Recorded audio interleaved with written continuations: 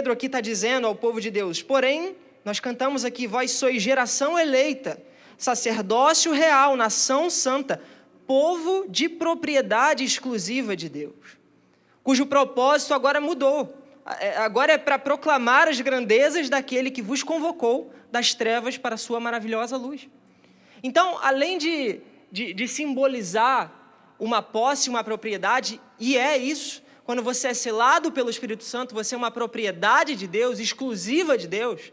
Ninguém pode ser dono, ninguém pode tomar essa posse do próprio Deus, ninguém pode pegar emprestado, você é do próprio Deus. A partir disso, dessa ideia, nós não podemos parar por aí, porque o texto continua.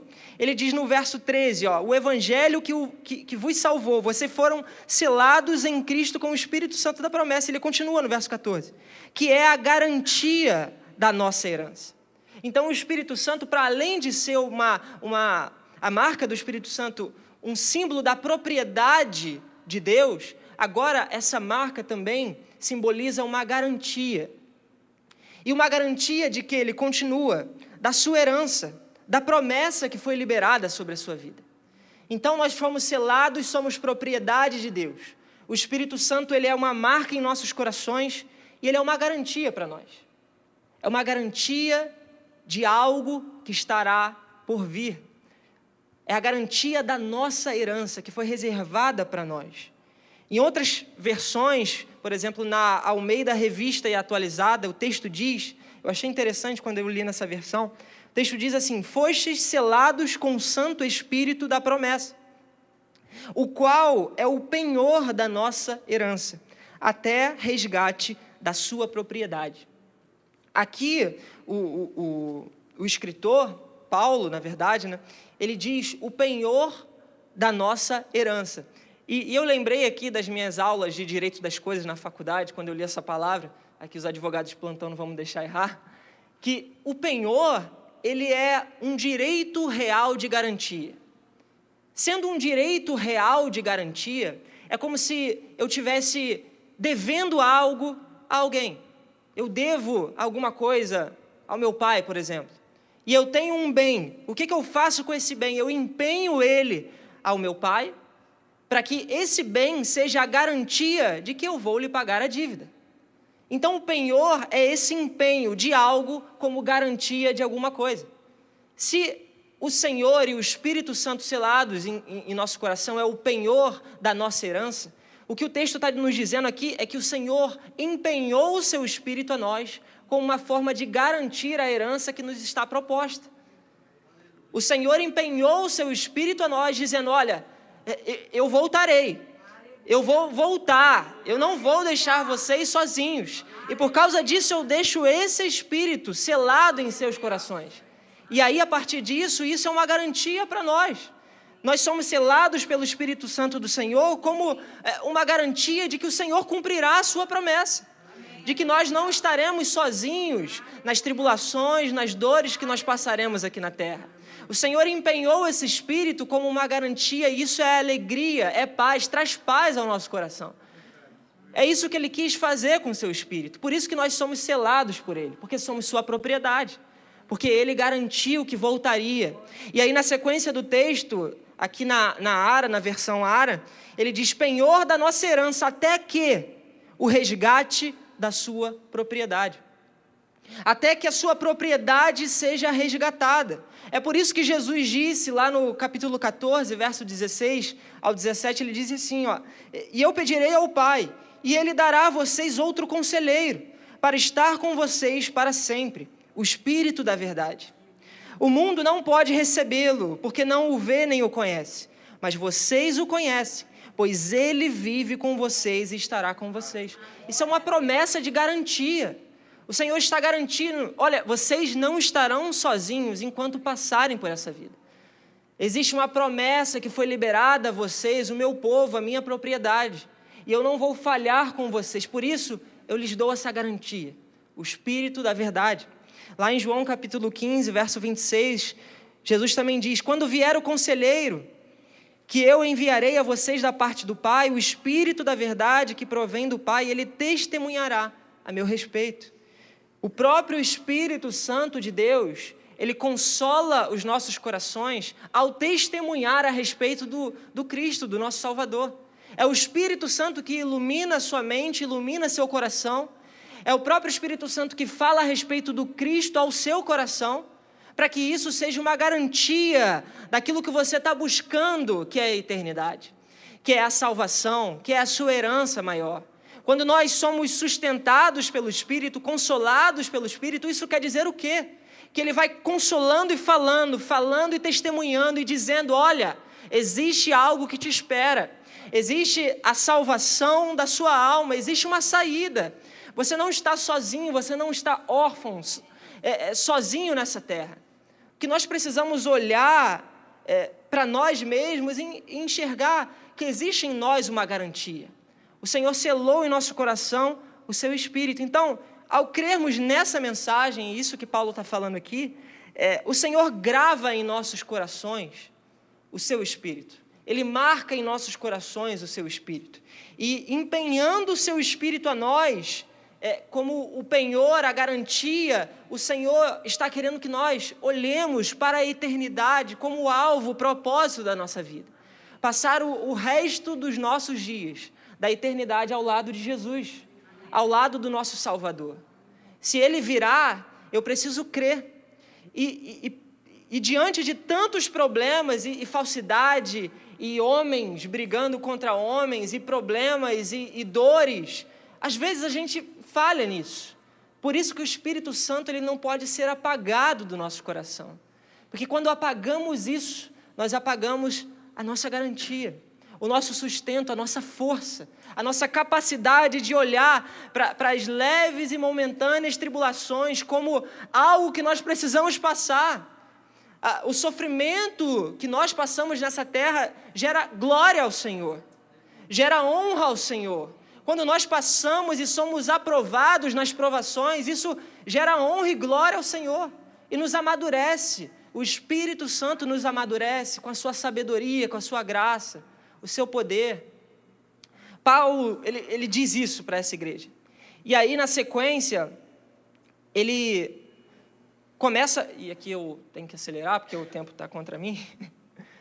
E aqui na sequência, no verso 15, ele começa a fazer uma oração por essa igreja. E eu queria trazer uma reflexão a respeito dessa oração, porque essa oração é o que nós dizemos como a oração apostólica, e ela é uma extensão do ensino de Jesus a respeito da oração, que nós vemos lá em Mateus capítulo 6, capítulo 5, não lembro agora. Porque o apóstolo aqui está orando pela igreja. E quando nós olhamos para essa oração, nós aprendemos também a como orar ao nosso próprio respeito, ao respeito do nosso irmão. E nós aprendemos muito com isso. No verso 15 ele diz, por essa razão, por conta de toda essa dinâmica, desde que ouvi falar da fé que vocês têm no Senhor Jesus e do amor que demonstram para com todos os santos, não deixo de dar graças por vocês, mencionando-os em minhas orações.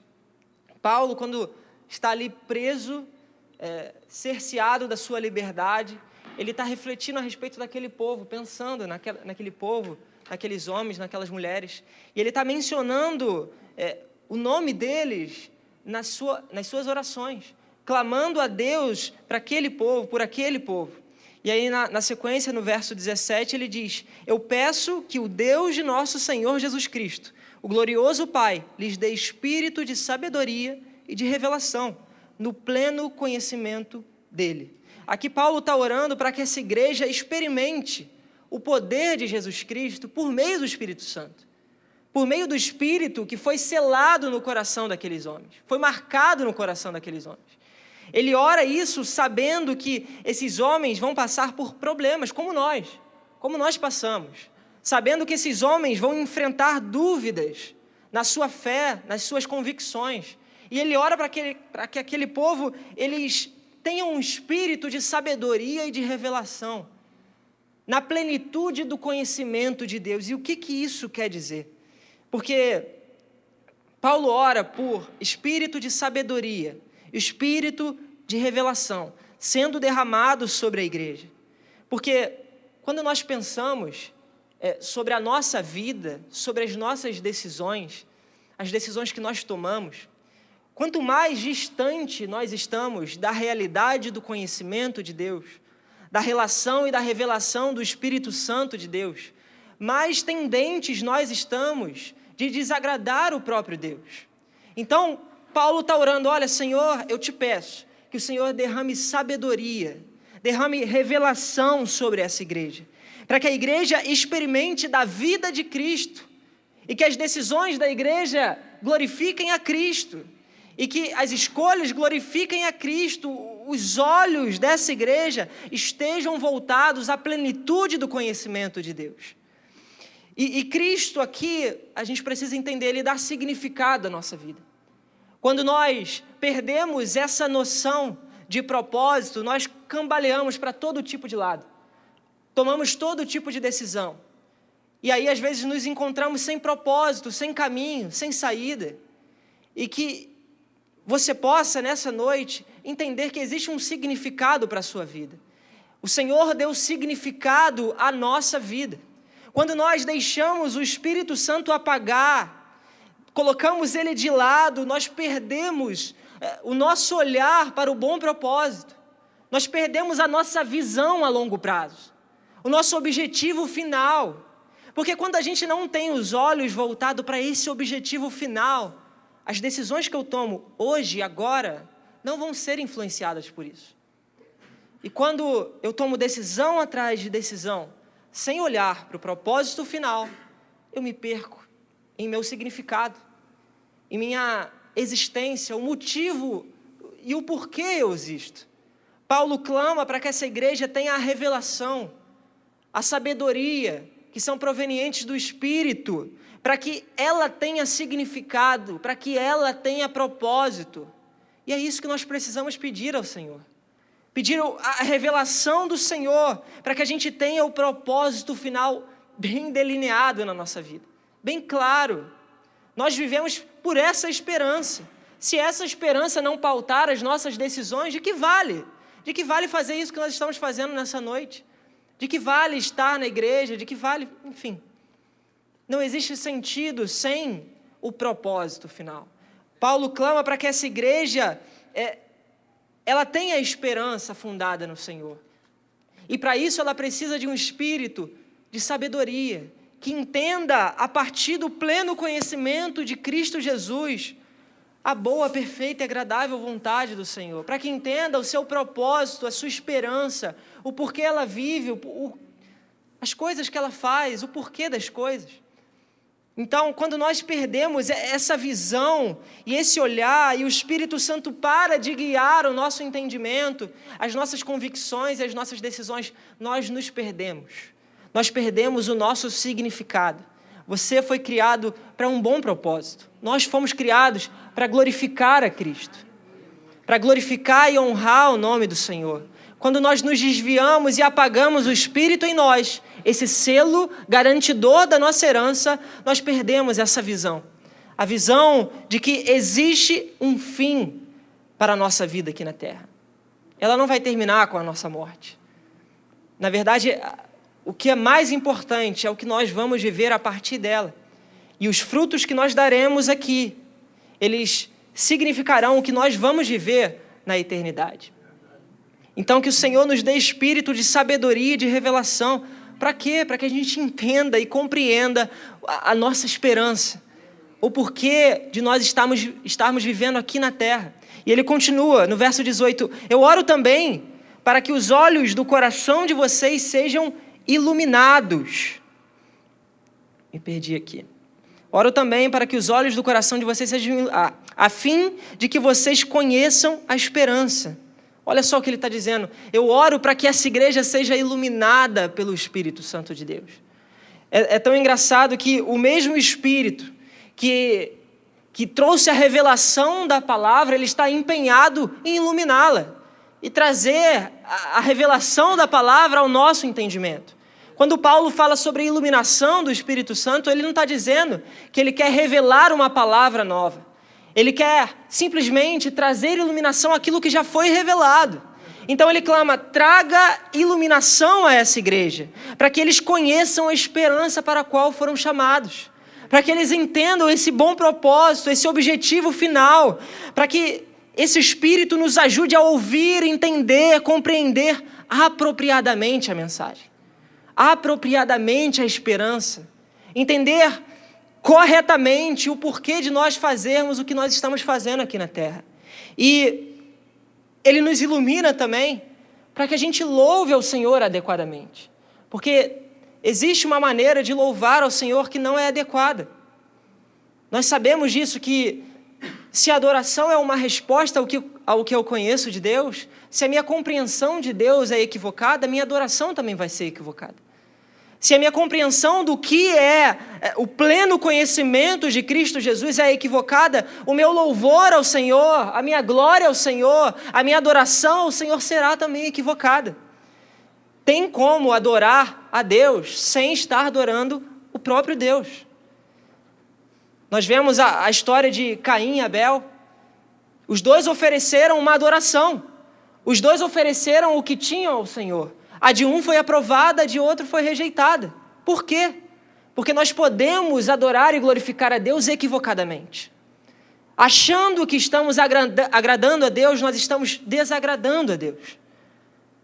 Então, a revelação do Senhor no seu pleno conhecimento é para que a gente esteja adequado à forma de Deus, para que nós possamos adorá-lo adequadamente, no seu pleno conhecimento, na sua verdade.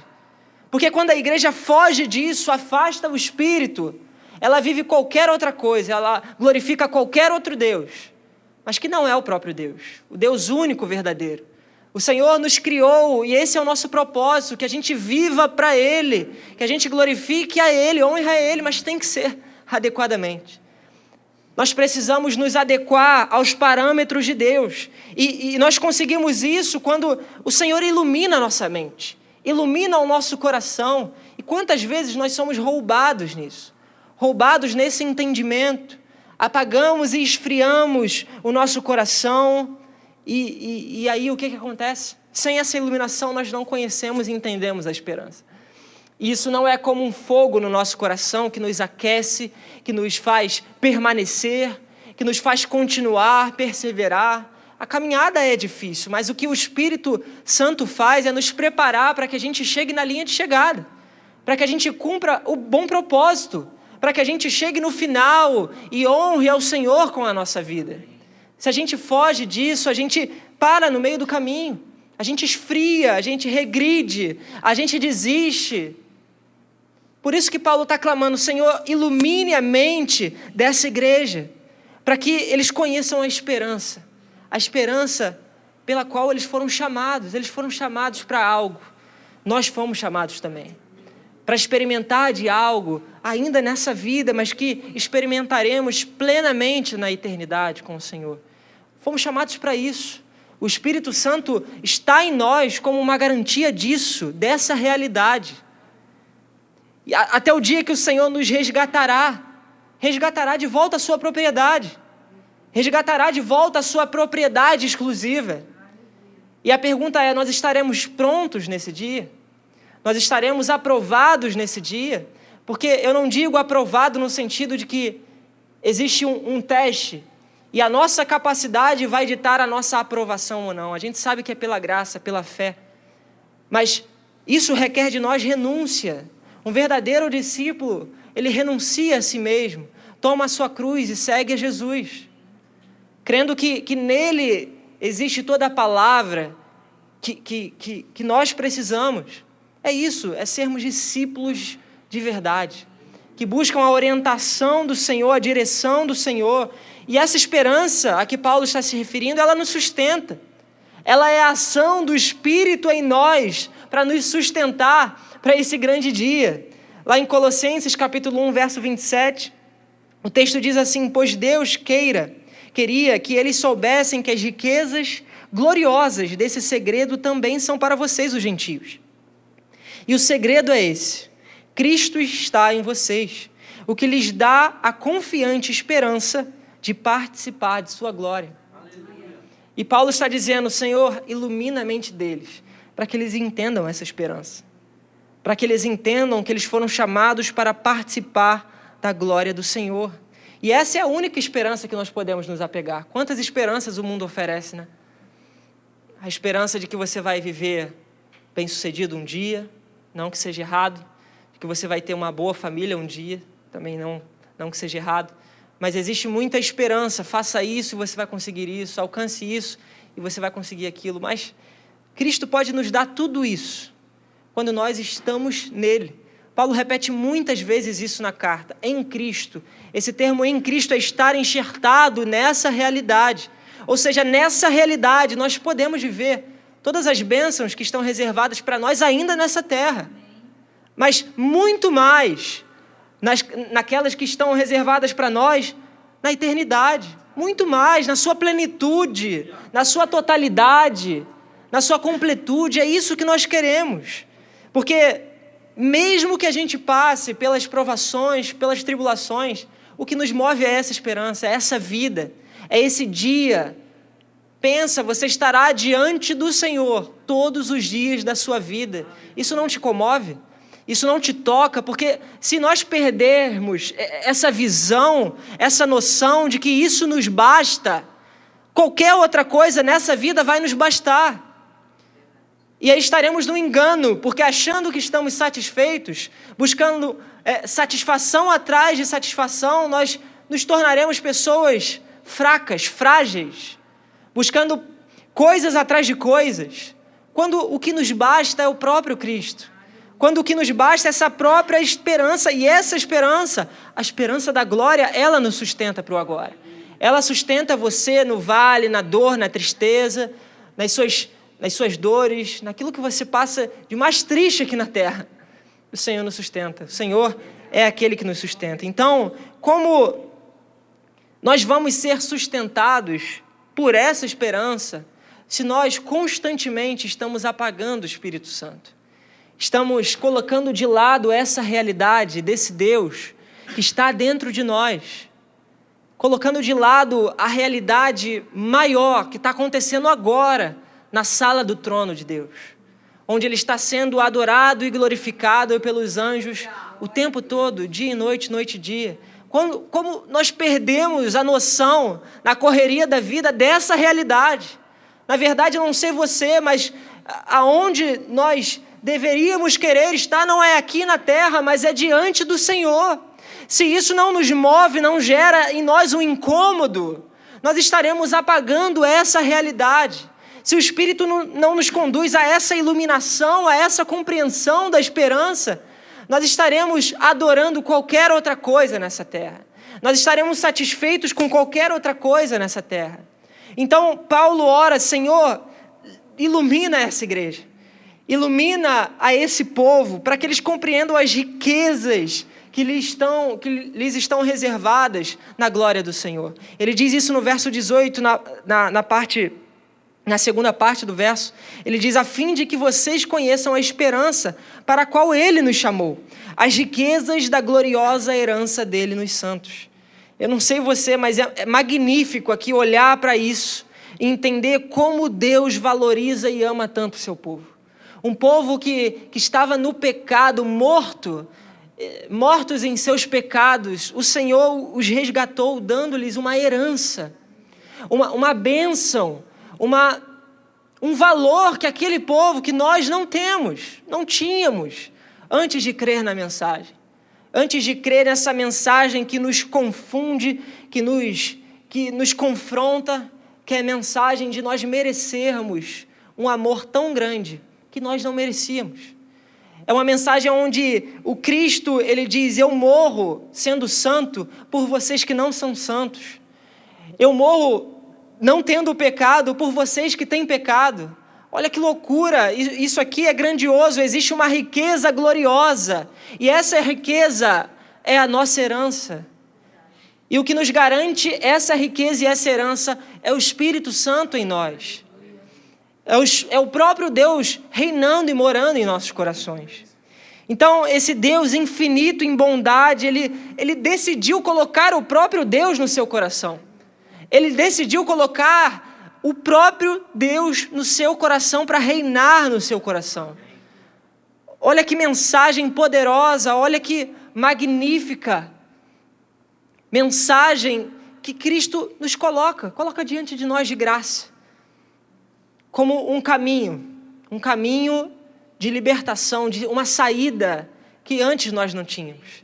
Estávamos encurralados contra a parede, diante do nosso pecado, dizendo: vocês não têm acesso. E agora, por um novo e vivo caminho, nós entramos na presença do Senhor, no seu trono da graça, onde existe perdão e misericórdia, e nós temos acesso a uma herança, nós temos acesso a uma recompensa, a uma gloriosa riqueza. Se isso não nos move, se existe algo que te impede de olhar para isso como a única esperança da sua vida, retire tudo aquilo que está te afastando de olhar para isso. Tire da sua mente. Nós precisamos orar por isso, tirar das nossas mentes, dos nossos olhos, tudo aquilo que nos impede de olhar para Cristo e só para Cristo. Tirar dos nossos olhos e dos nossos ouvidos tudo que nos impede de ver a plenitude do conhecimento do Senhor, entendê-la, ouvindo e compreendendo. Nós precisamos tirar tudo aquilo que nos impede de olhar para Jesus, o autor e consumador da nossa fé. Por isso que, uma vez que nós somos justificados pela fé, nós temos paz com Deus. Nós temos paz com o nosso Deus, porque o próprio Cristo nos livrou, não do nosso pecado, mas da ira do Senhor por causa do nosso pecado. Cristo nos livrou da ira do próprio Deus, que é santo, que não negocia sua santidade, e nós, pessoas pecadoras, temos acesso a esse Deus puramente limpo, santo. Nós temos paz com Deus. Nós temos paz com Deus. E os homens, eles podem se juntar, se organizar, é isso que diz o Salmo capítulo 2. Os homens, eles se organizam contra esse próprio Deus, planejando coisas contra o ungido do Senhor.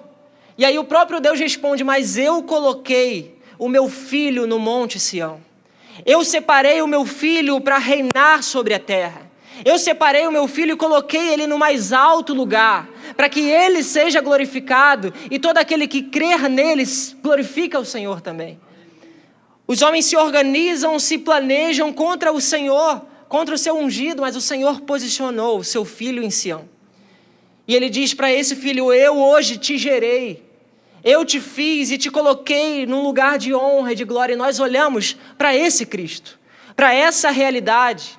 Ele é capaz de desatar os selos e abrir o livro. É a pergunta que mais angustia os homens, deve ser essa: quem é capaz de abrir o livro? Jesus Cristo é. Ele foi capaz de abrir o livro. Ele nos colocou diante do Pai numa posição diferente da que estávamos. Ele nos deu essa esperança. E se isso não nos comove ao ponto de gerar uma angústia no nosso coração, nós estamos apagando o Espírito Santo. Nós estamos olhando para o nosso eu e morrendo em nós mesmos, praticando obras para nós mesmos, honrando a nós mesmos e deixando de olhar para esse selo que foi colocado no nosso coração, para essa marca que foi colocada no nosso coração, com uma garantia maior. E a resposta está nessa iluminação, nessa riqueza, nessa gloriosa revelação a partir do Espírito Santo do Senhor, que nós vemos e começamos a ver. Ele continua no verso 19. Vou ler o 18 também para concluir e ter o sentido aqui. A fim de que vocês conheçam a esperança para a qual ele o chamou, as riquezas da gloriosa herança dele nos santos e a incomparável grandeza do seu poder para conosco, os que cremos conforme a atuação da sua poderosa força. O Senhor, Ele por meio do seu Espírito, Ele age com incomparável grandeza no nosso meio, e poder e força. É uma força que nos atrai, é uma força que nos captura os nossos olhos, a nossa visão, os nossos ouvidos, e aí a partir disso você é tomado por inteiro, e a sua única escolha é dizer sim para o Senhor.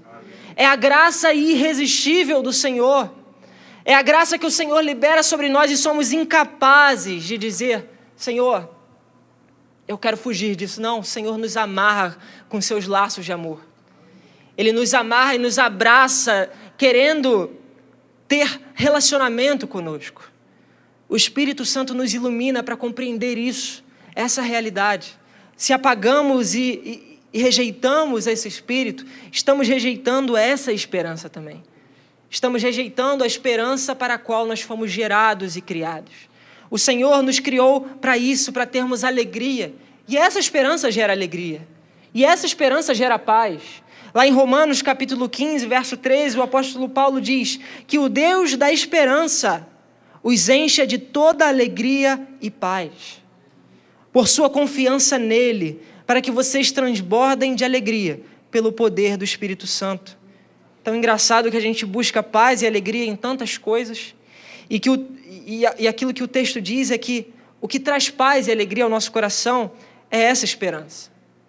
E essa esperança por confiança no Senhor, por confiança nele, para que a gente transborde disso. E no final ele diz, no verso 13, pelo poder do Espírito Santo. É pelo poder do Espírito Santo atuando em nós. Não é pela nossa capacidade de compreender, porque nós bem sabemos que hoje nós compreendemos em parte, para que um dia nós pudéssemos ver completamente. Hoje nós vemos em parte, compreendemos em parte, mas o Espírito Santo, que conhece o coração do próprio Deus, ele não precisa pesquisar. Ele é o próprio Deus, ele conhece o coração de Deus. Ele está em nossos corações, para que ele ilumine, gere essa compreensão, gere esse entendimento, e aí isso consuma a nossa vida por completo, dos pés à cabeça, totalmente capturados pelo Senhor. Eu não sei você, mas uma das orações que eu mais faço é para que o Espírito Santo, ele ilumine a minha mente a tal ponto que eu veja o que ele vê, ouça o que ele ouve e fale aquilo que ele quer que eu fale. Então, se nós negligenciamos essa ação dentro dos nossos corações, nós estaremos vendo o quê? Ouvindo o quê? Falando o quê? Sendo o quê? Porque se o Espírito Santo não nos muda, a gente estará sendo pessoas moldadas por esse padrão terreno. É isso que diz o apóstolo Paulo lá em Romanos capítulo 12. Não se amoldem ao padrão desse mundo, mas renovem-se em sua mente, em seu entendimento, para que vocês compreendam, tenham o sentido, o objetivo da coisa. O Espírito Santo é que faz isso. Ele é que renova a nossa mente, o nosso intelecto, a nossa capacidade de nos voltar ao Senhor com alegria. E aí, quando eu não tenho essa ação acontecendo, eu perco a batalha, eu perco a guerra. Porque existe uma batalha, nós sabemos disso. Lá em Romanos, o apóstolo Paulo também fala que existe uma guerra dentro de mim. Existe uma batalha sendo travada dia e noite. Quem está travando essa batalha? A minha carne contra o Espírito. A minha carne dizendo, eu quero fazer isso, e o Espírito me contradizendo, dizendo, não faça isso. A minha carne querendo ir para um lado, e o Espírito Santo me jogando para o outro. Quando nós não damos vazão ao Espírito, nós damos vazão à carne. Nós perdemos a batalha.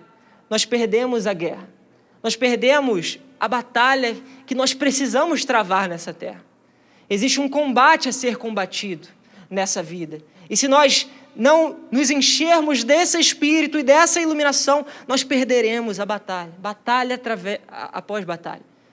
Porque precisa ser de glória em glória. Precisa ser de ação em ação. É uma caminhada longa, uma caminhada distante, cheia de problemas no meio do caminho. Que se nós não entendermos isso, nós viveremos para essa terra, e essa terra não nos dá esperança. Consequentemente, não nos dá alegria, não nos dá paz, não nos dá a esperança do porquê e o propósito do porquê nós vivemos. Paulo ora para que essa igreja viva essa realidade. E o que nós precisamos entender é que essa também precisa ser a nossa oração. O nosso pedido ao Senhor. Senhor, coloca olhos em mim que são capazes de te ver, ouvidos que são capazes de te ouvir, e uma boca que fale daquilo que está cheio e transborda o meu coração. A ponto de nós, como o salmista lá no Salmo 45 dizer, com o coração vibrando e transbordando, eu recito as minhas canções ao Senhor. Eu adoro ao Senhor da maneira como Ele é digno. Porque se nós enchermos o nosso coração de qualquer outra coisa, adoraremos a qualquer outro Deus, mas não adoraremos o Deus que é digno. E essa ação do Espírito Santo, sendo bem prático, ela muda as nossas ações por completo. Quando nós queremos ver e testemunhar sobre a ação do Espírito Santo, a gente não precisa ver os dons em operação, a gente não precisa ver a pessoa falando num púlpito, ou então colocando a mão na cabeça de alguém, orando por alguém, a gente não precisa disso. A gente precisa simplesmente olhar no dia a dia as ações. Porque a ação do Espírito Santo em nós gera frutos capazes de mudar tudo aquilo que nós fazemos ainda nessa terra. Então, se o Espírito Santo não ilumina a nossa mente, as decisões que nós tomávamos, sendo pessoas que estavam vivendo na outra natureza, no velho homem, vão ser as mesmas. Não vai mudar. Precisa haver mudança. Precisa haver arrependimento. Só o Espírito Santo gera isso. Só o Espírito Santo quebra o orgulho, quebra o jugo, quebra a dor, as falhas morais que estão no nosso coração. Só o Espírito Santo é capaz de fazer isso. Testemunhando a respeito do Cristo ao nosso coração, dizendo Ele é capaz, Ele faz, Ele prometeu, Ele vai cumprir. Se apegue a essa esperança, para que a nossa alma louve ao Senhor, com o coração vibrando de boas palavras, recitando ao Senhor, Senhor, Tu és digno. Tu és digno de abrir o livro, Tu és digno de transformar vidas, de nos levar desse ambiente de trevas para um ambiente de luz. Que isso sirva para nós como um ensino para a nossa vida, para que a gente não coloque de lado a ação do Espírito Santo em iluminar a nossa mente, para que a gente compreenda a realidade do céu, a esperança do céu.